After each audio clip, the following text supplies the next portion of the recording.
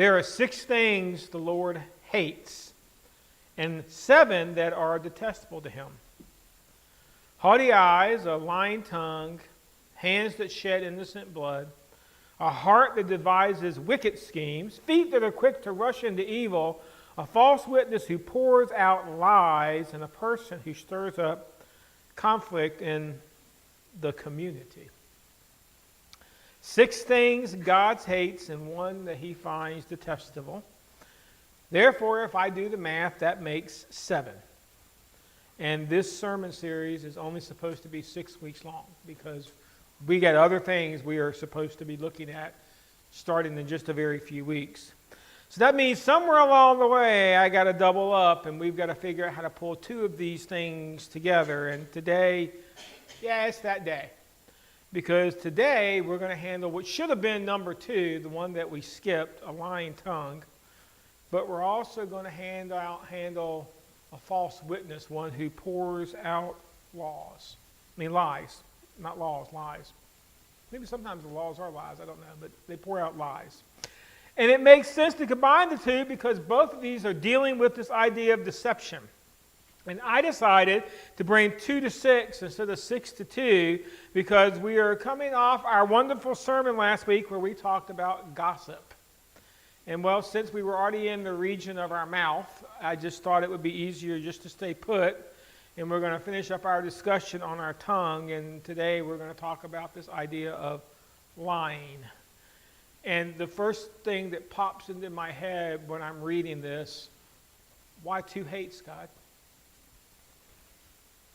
Wouldn't it have been just as good to say God hates lying? Done.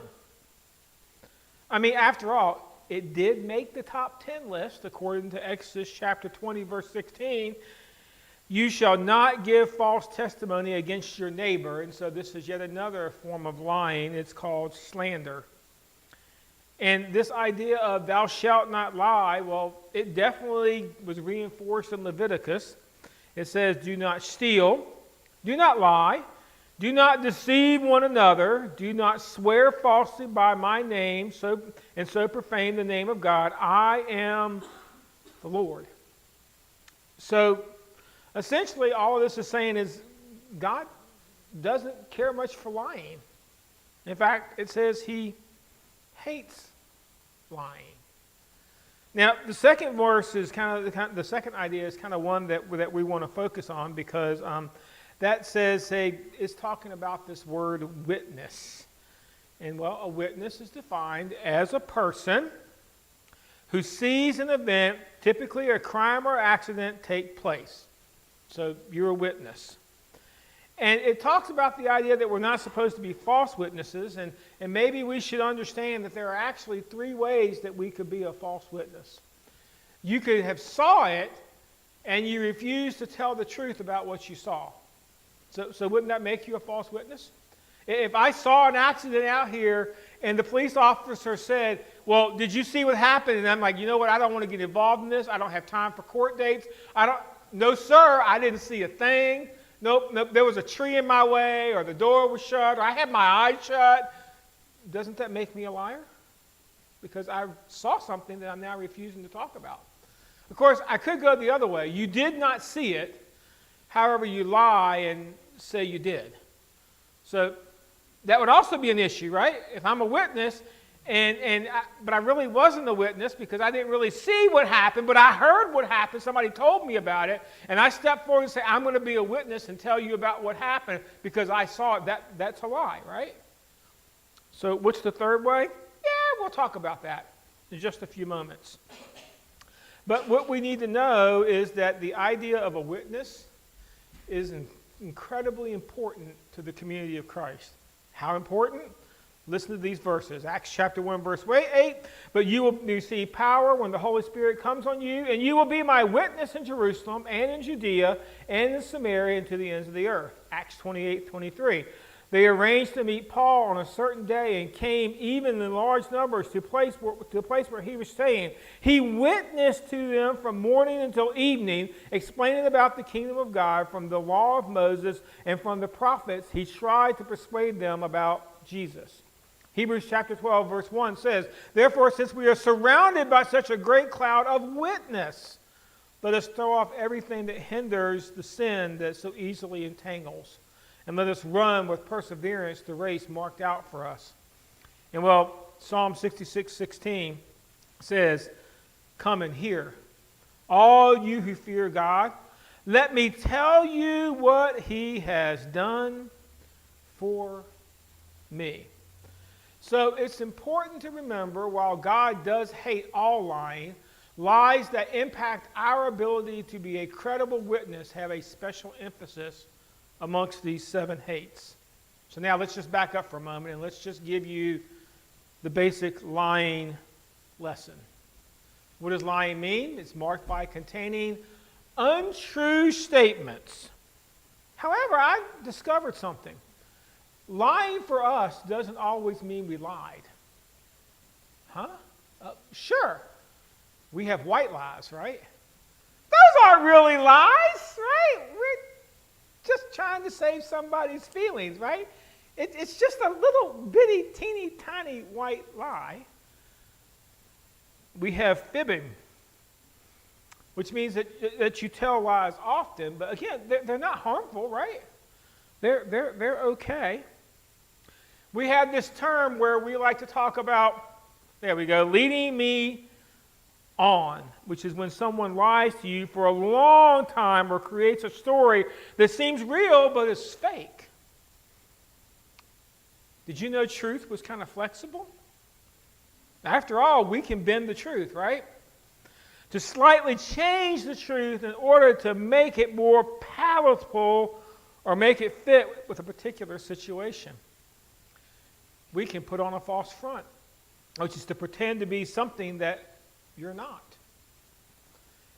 Truth is not only flexible, it's stretchable, because we can definitely stretch truth, right?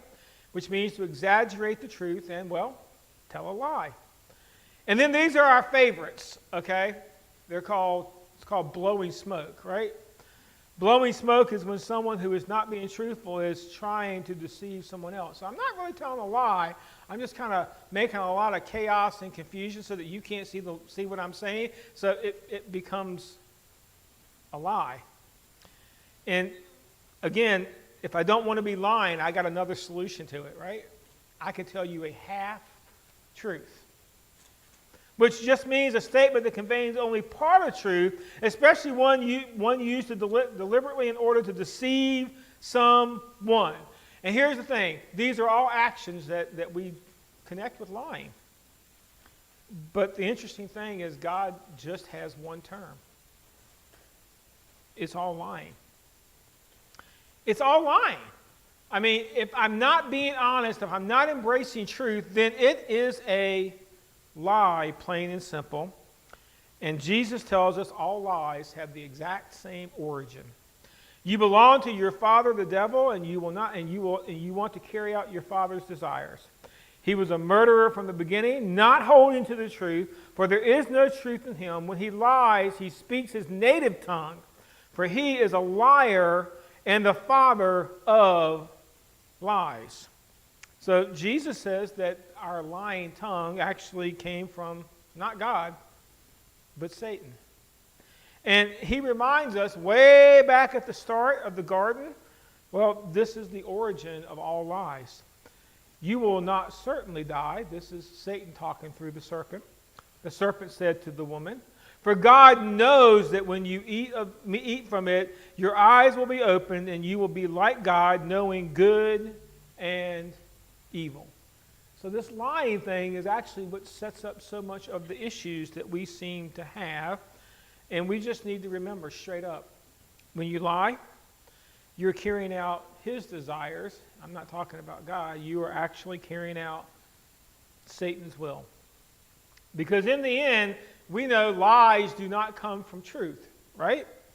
1 John chapter 2, verse 21 says, "I do not write to you because you know the truth, but because you do not know it, and because no lie comes from the truth." Therefore, if I take truth, and even if what I'm saying now is true, and somehow I based it in a lie, then even that which I'm speaking to be true is no longer true, because the foundation is all a lie.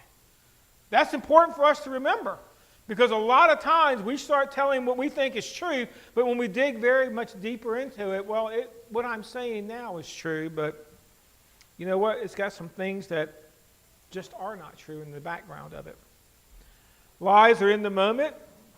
Truth is absolutely forever. Excuse me, I skipped one there. Jesus is absolutely true. Jesus answered, I am the way, the truth, and the life. No one comes to the Father except through me. And since Jesus is truth, we need to understand, again, lies are in the moment. Truth is forever. Truthful lips endure forever, but a lying tongue only lasts a moment. Proverbs chapter 12, verse 19.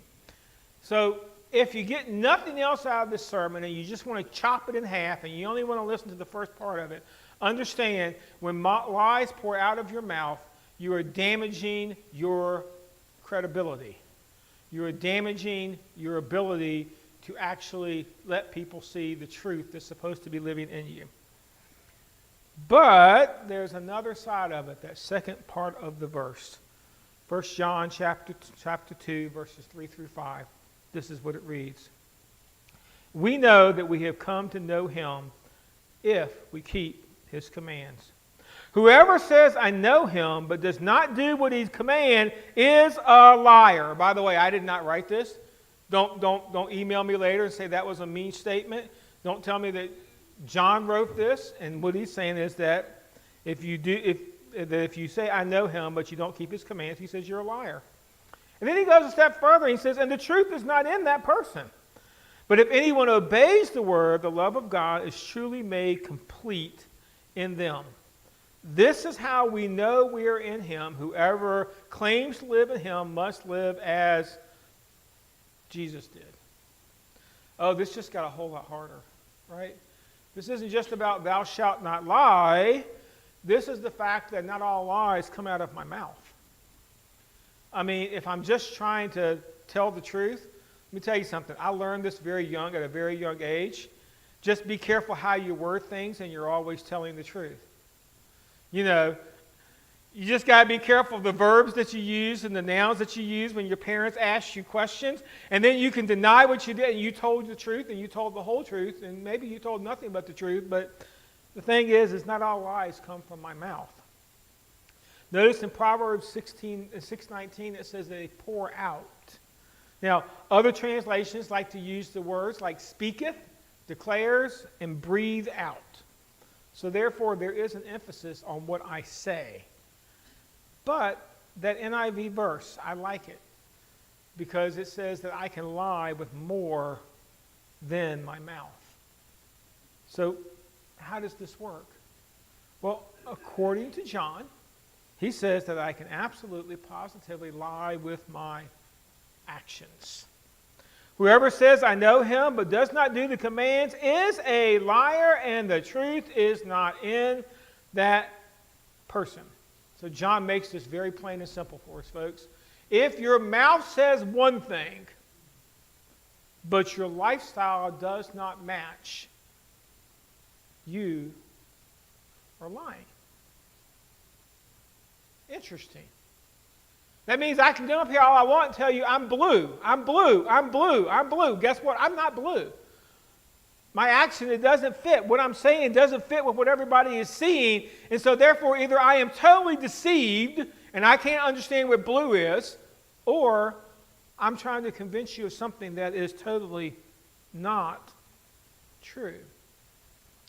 And when I do this, we need to appreciate that you're lying to others. But if anyone obeys his word, the love of God is truly made complete in them. And we're all used to this phrase, right? Actions speak louder than words. If they are truthful, their entire life must speak their faith. But some will say, you have faith, I have deeds. Show me your faith without deeds, and I will show you my faith by my deeds. So this comes back to the idea of being a credible witness. The idea that when I am credible, not only what I say can you trust, but you know what? I'm looking at you and you live what you say. You're trustworthy when it comes to who I'm speaking to. But the sad thing is this lying to others really isn't the big issue in the way that our lifestyle doesn't match up. You know what the big issue is? You're lying to yourself. Back in James, do not merely listen to the word and so deceive yourself. Do what it says. Anyone who listens to the word but does not do what it says is like someone who looks at his face in a mirror and after looking at himself goes away and immediately forgets what he looks like. But whoever looks intently at the perfect law that gives freedom and continues in it, not forgetting what they have heard, but doing it, they will be blessed in what they do. I just want to tell you something. This is probably one of the scariest lying moments of your life. I mean, it's one thing when I lie to somebody else and I'm trying to deceive somebody else. It's an entirely different thing when I have lived my life in such a way that I really can't even tell what is true and what is false in my own life. When I get to the point that I have totally deceived myself, then I am able to convince myself that everything is fine. It's like having a terminal illness and you refuse to go to the doctor because you're afraid to go to the doctor because you don't want the doctor to tell you you have a terminal illness. Therefore, when somebody asks you how you're doing, you look at them and say, I'm fine.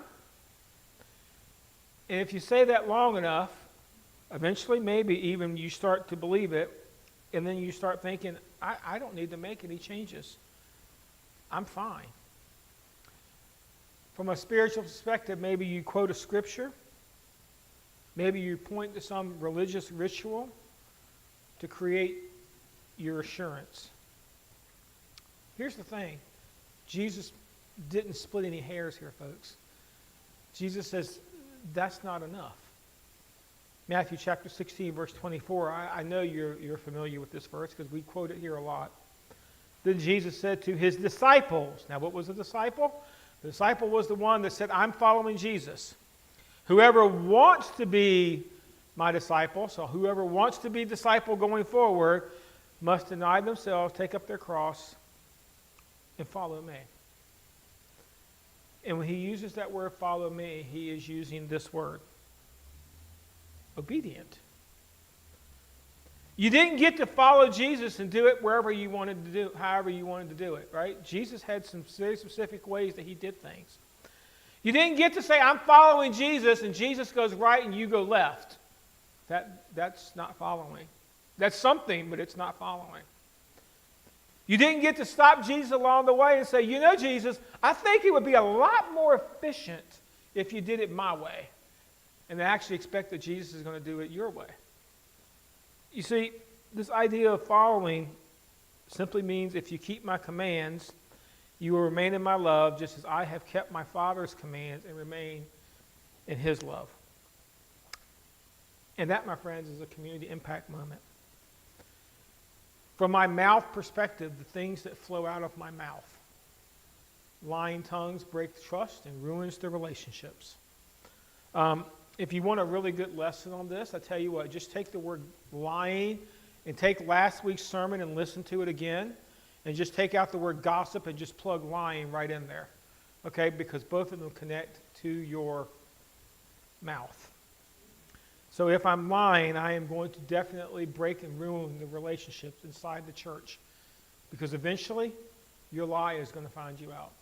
Nobody can juggle lies that long and not expect that one of them isn't going to hit the floor. And when one hits the floor, the others are on their way down, folks.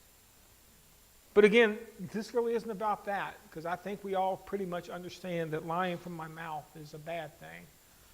Let's talk about how my lying lifestyle affects my community. And so it was with me, brothers and sisters, when I came to you, I did not come with eloquence or human wisdom. I proclaimed to you the testimony about God.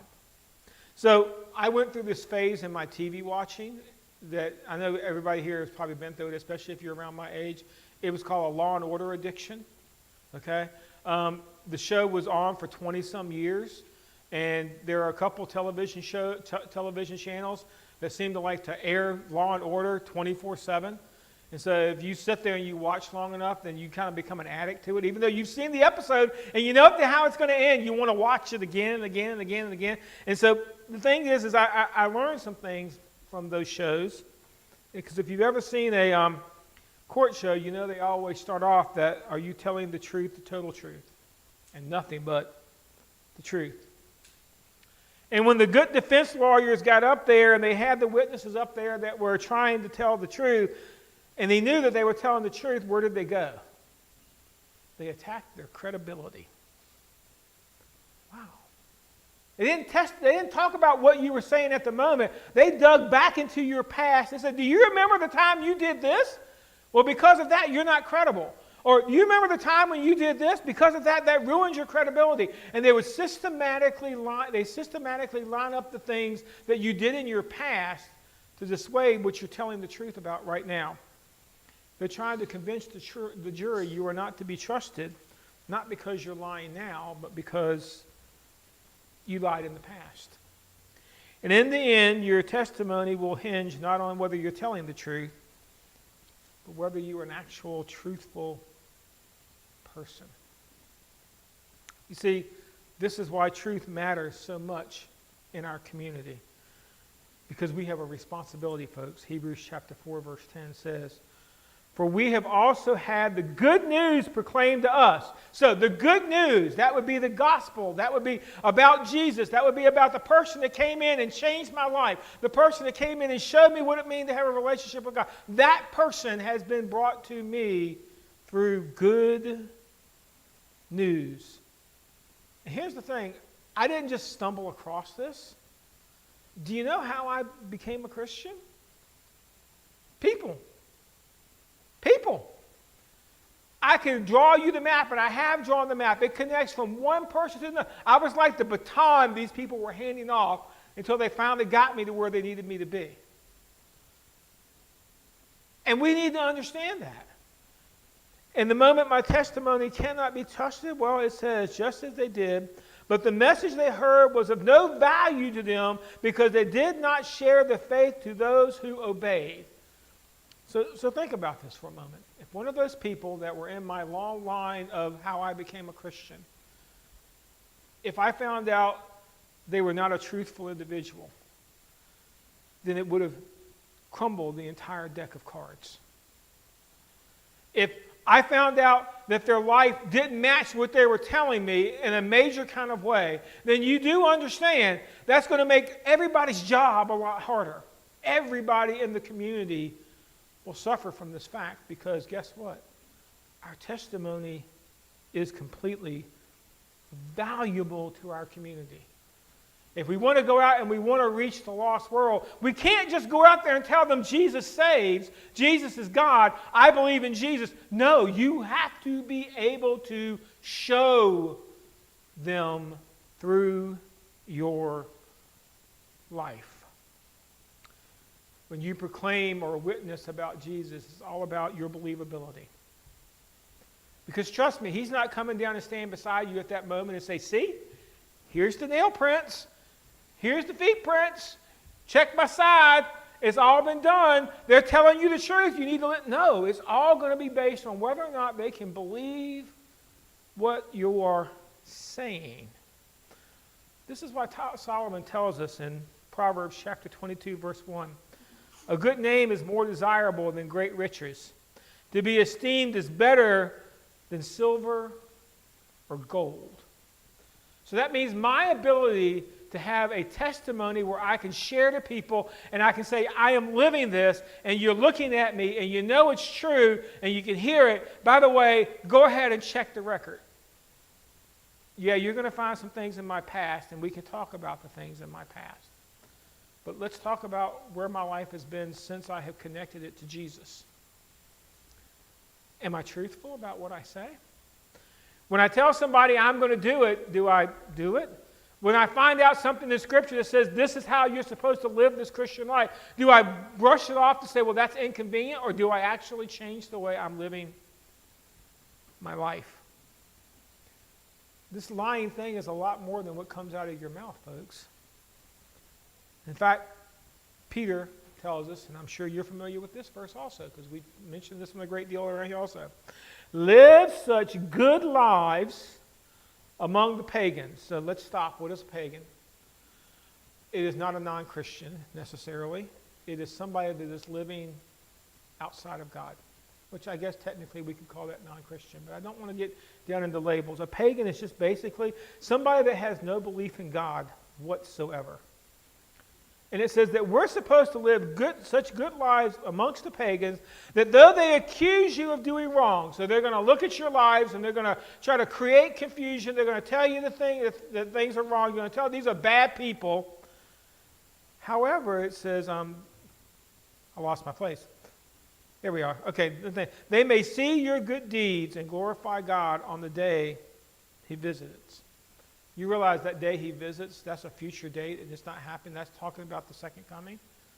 So my life is supposed to be so committed to Christ that even when I go out in the world and the world says, you know what you're saying is a horrible thing, they look at your life, but there's something different about you.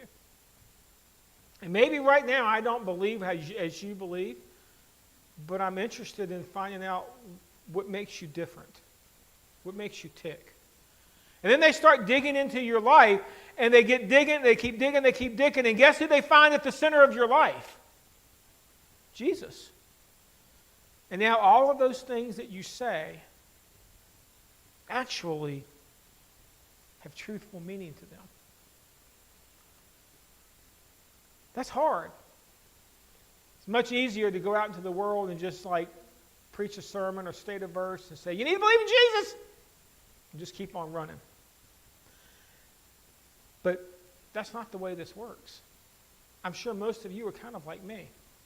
You don't have one person that you can say, this is the person from beginning to end that brought me into a relationship with Christ.